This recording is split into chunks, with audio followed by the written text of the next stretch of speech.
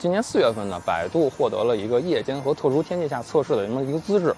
那么它的营运时间呢，就由原来的白天变成了现在的白天加黑夜。具体的时间范围是8点到22点。延长了这个服务时间之后呢，它的这个面对的场景就更加的复杂。作为技术频道的一员呢，我们显然会对这种特殊的场景会更加感兴趣。所以呢，我们就来到了位于亦庄的阿波罗 Park 的无人车体验点。今天晚上呢，我们就来进行一次夜间的体验。先介绍一下用于这个服务的载体，没错，就是我们这台 Robotaxi。那么今天我们主要聊一下这台 MKZ 的情况。它的传感器方案呢是采用了一个激光雷达加毫米波还有摄像头的一个融合方案。相比于传统的自动驾驶测试车来说呢，减少了激光雷达数量，只是在车顶放置了一枚这个来自何塞的激光雷达。不过是在摄像头的使用上是十分的夸张，除了这个4角的摄像机，前方还有一整排的这个摄像头。然后从传感器上就能看出，这台车实际上在视觉识别上是比重很高的。那目前呢，百度 Robotaxi 有2种打车方式，一个是阿波罗 Go 的 App， 一个是百度地图。那么我之前呢已经在这个百度地图上进行了一个下单，那么我们现在只需要在站点等待车辆到来即可。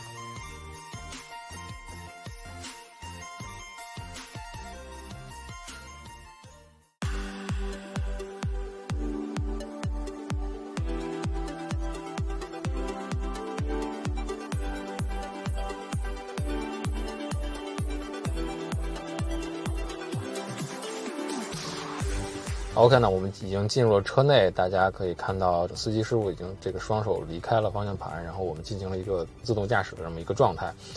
然后我们前面这个路线呢，其实是一个准备是一个直行，然后右转的一个场景。我们可以感受到这个整个转弯的过程还是很顺畅的，然后它转弯之后紧接着就超越了前方的一个障碍车。那么在这个后排呢，大家还可以看到，其实还有2块这个屏幕。那这个屏幕就是显示了整个车的一个规划的路线，以及传感器可以感知到的周围的一个环境。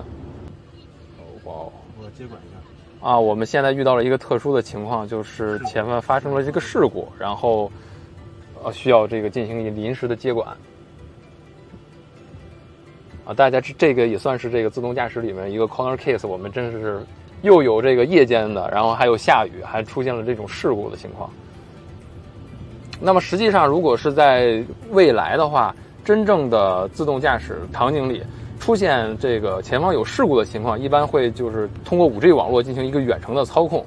OK， 那么回归今天主题，夜间运营这个话题，这个难度其实确实跟白天开车是不一样的。对于人类驾驶员来说，晚上开车我们直观感受就是视线不好，而且还会有远光灯等一些情况。然后对于自动驾驶车来说呢，夜间行驶同样是个难题。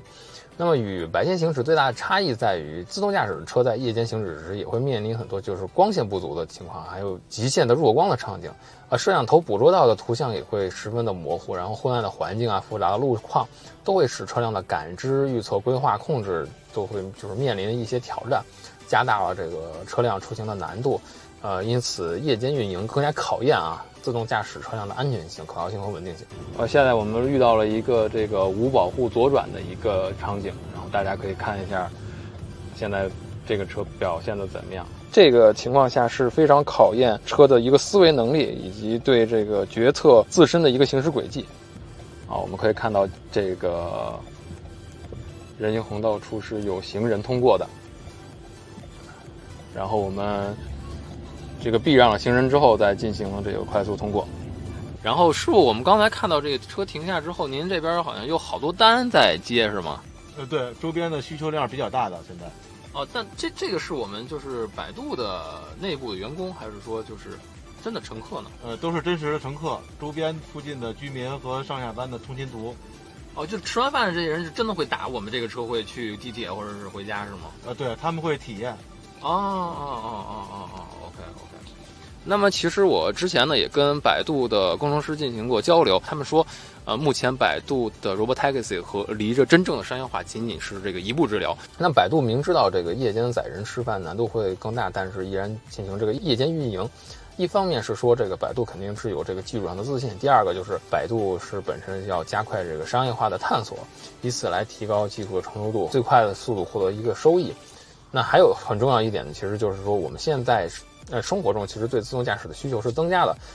比如说现在比较紧张的广州的那个疫情的问题，百度在内很多的自动驾驶厂商都在使用无人车进行运送物资。那么这个过程呢是全天候不分白天黑夜的。其实呢，这对于自动驾驶技术来说是一个非常好的考验，其实也是要为这些企业点赞的。同时也希望受到疫情影响的广州人民可以尽快的恢复正常。即将到达目的地，请您收好随身物品。我们已经快要到达目的地了，然后系统也给我们一个通知，然后我们看看到达目的地的时候大概是一个什么样子啊。OK， 大家可以看到我们的目的地已经在屏幕上显示了。已到达目的地。好，感谢这段自动驾驶之旅有你的陪伴。好，谢谢您，师傅。下次再见了。